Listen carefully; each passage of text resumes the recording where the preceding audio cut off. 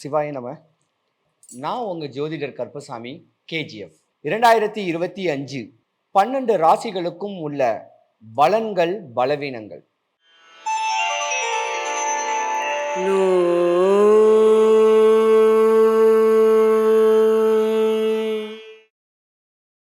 ராசிக்கு 11வது வீடு கும்பராசி, ஆண் ராசி, சனி பரமாத்மாவுடைய உச்ச பலனுடைய ஒரு ராசி. நிறைய இன்டெலிஜென்ட் ஆஃபீஸர்ஸ், புலனாய்வுத்துறை, குரு கடாட்சியம் உடையக்கூடிய டாக்டர்ஸுங்க, டீச்சர்ஸ் சம்பந்தப்பட்டவங்க. ராகு பகவான் இந்த ஜாதகத்தில் இருக்கிறதுனால வெளிநாட்டு தொடர்புடைய ஒரு ஜாதக தன்மை உடையவங்க. செவ்வாயோடைய ஆதிபத்தியம் இருக்கிறனால அரசியலில் பிரவேசம் ஆகக்கூடிய ஒரு ஜாதக தன்மை உடையவங்க. மூணுமே இந்த நட்சத்திர பாதத்தில் பலமாகவே இருக்கிறீங்க. நல்ல படித்த ஜாதகம் இந்த கும்பராசிக்காரங்க. ஏன்னா இவங்களும் அரசு சம்பந்தப்பட்ட வேலை பார்க்கலாம், அதிகார தோரணையான ஒரு வேலை பார்க்கலாம். பெண்கள் பார்த்தீங்கன்னா ஆணின் தோற்றத்தில் அந்த கம்பீரத்தோட பெரிய படிப்பு படிக்கக்கூடிய தன்மை நிறையாவே இருக்கு. ஜட்ஜு நிறையா இருப்பாங்க, லா படிக்கக்கூடிய வழக்கறிஞர்கள் நிறையா இருப்பாங்க. இப்படியாம்பட்ட ஒரு தன்மை உடைய ஒரு ராசி கும்பராசி, சனி பரமாத்மாவுடைய ராசி. பொதுவாகவே இந்த கும்பராசி சனி பரமாத்மாவை இருக்கிறனால விவாதங்களை நிறையா பண்ணுவீங்க. தெம்பு நிறையா இருக்கும், தைரியம் நிறையா இருக்கும். இருந்திருந்தாலும் ஒரு கட்ட கால வயசுல வாழ்க்கையை தெளிவான அமைப்புல வாழ்ந்திருந்த உங்களுக்கு 2018 ஒரு முன்ன பின்ன ஒரு 3 வருஷமாவே வச்சுக்கலாமே, பல இடைஞ்சல்களை சந்திச்சுருப்பீங்க, பல இன்னல்களை சந்திச்சுருப்பீங்க. ஒரு உயர்ந்த பதவி கிடைக்கணும்னு சொல்லக்கூடிய ஏக்கங்கள் இருக்கும். ஆஃபீஸில் பணிபுரியும் போதே பல சின்ன சின்ன சின்ன இடையூறுகளை சந்திச்சுருப்பீங்க. கும்பராசிக்கு 7.5 சனி நடந்துகிட்டு இருக்கிறனால பிள்ளைங்களுடைய படிப்பும் கொஞ்சம் டிப்ரெஷனாக தான் இருக்கும். படிக்க முடியாமல் உடலில் சோர்வு ஏற்படும், மன தைரியங்கள் கெட்டு போகும். கும்பராசி இருக்க வேண்டிய பெண்களை கெட்டிருக்கையும் கொடுத்து வச்சிருக்கணும். ஏன்னா போல்டானவங்க, தைரியம் அதிகமாக இருக்கும். சொல்லுவோம்ல, கல்லு மண்ணு சுமந்தாது காப்பாற்றக்கூடியவங்க சொல்லுவாங்களா, அந்த மாதிரி தன்மை உடையவங்களும் இந்த கும்பராசியில் நிறையாவே இருக்காங்க. ஆனால் ஒரு சில கட்ட காலம், இந்த 3 வருஷ காலமாகவே கொஞ்சம் இன்னலும் இடையூறுகளையும் சந்திக்கணும். நீங்கள் பூர்வீக சொத்து இருந்தாலும் பிரச்சனையை அனுபவிக்கணும். இதனால பல வழக்குகளையும் சந்திச்சுக்கக்கூடிய நேரங்காலங்களும் நீங்கள் உண்டு. நல்லா வாழலை, நீங்கள் கஷ்டம்தான் பட்டுக்கிட்டு இருக்கிறீங்க.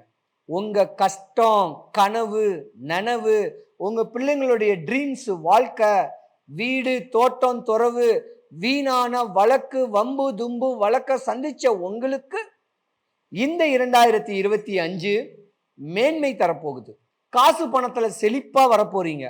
பல கஷ்டங்கள்ல இருந்த, பல லீகல் பிரச்சனைல இருந்தது எல்லாமே உங்களுக்கு சாதகமா வரப்போகுது.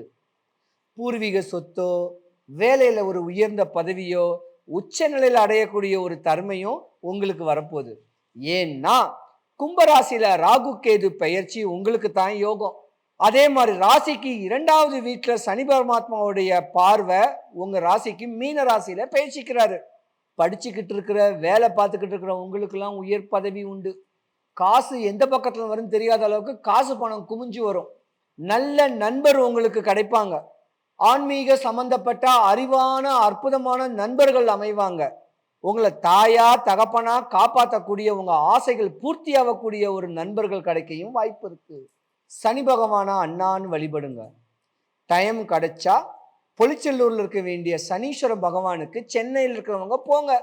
இல்ல அவங்கவங்க எந்தெந்த ஊர்கிட்ட சனி பகவான் கோயில் இருக்கோ அங்க போய் வழிபாடு பண்ணுங்க.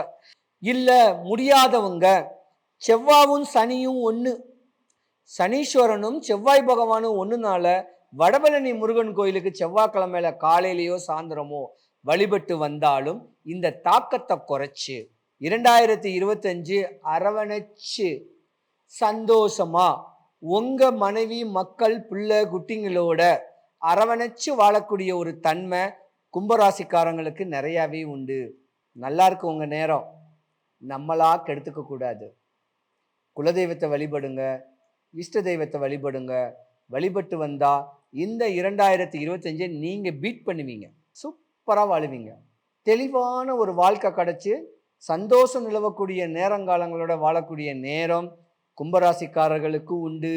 சனி பரமாத்மாவையும் வடபழனி முருகனையும் பரிபூர்ணமாக வழிபட்டுட்டு வாங்க. உங்கள் மனக்குறெல்லாம் போகும். பொதுவாக தெளிவான அமைப்பை பண்ணிக்கிங்க. குறையில்லாமல் வாழுங்க. எல்லாம் நிறைவாக அமையட்டும். சூட்சமம் மட்டும் சொல்கிறேன், நல்லா தெளிவாக கேட்டுக்குங்க. இந்த 12 ராசிக்காரங்களுமே காலையில் 6 மணிக்கெல்லாம் எந்திரிச்சிருங்க. எந்திரிச்சு நம்ம வெளியே இருக்க வேண்டிய வெயில், அல்ட்ரா வயலட் கதிர்வீச்சு, புற ஊதா கதிர், நம்ம ரேடியேஷன் நம்ம தலைமையில படணும். அப்படியே வெளியே நடந்து வந்து அந்த புற ஊதா கதிர் நம்ம மேலே பட்டுச்சுன்னா பாடி ஆக்டிவேட் ஆகிடும். இப்படி நம்ம தெளிவான அமைப்புங்களை பக்குவம் பண்ணிக்கிட்டு வீட்டு வாசல் இருக்க வேண்டிய கோயில்களை தலைவணங்கிட்டு அவங்கவுங்களுடைய குலதெய்வத்தைப்படி அவங்கவுங்க தெய்வத்தை வழிபட்டுக்கிட்டு வேலையை ப்ரிப்பேர் பண்ணிங்கன்னா நீங்கள் ஜோசியம் பார்க்கணுன்னு அவசியம் கிடையாது, ஹாஸ்பிட்டலுக்கு போகணுன்னு அவசியம் கிடையாது. உங்கள் ஆசைகள் தேவைகள் பூர்த்தியாகும். சிவாய நம.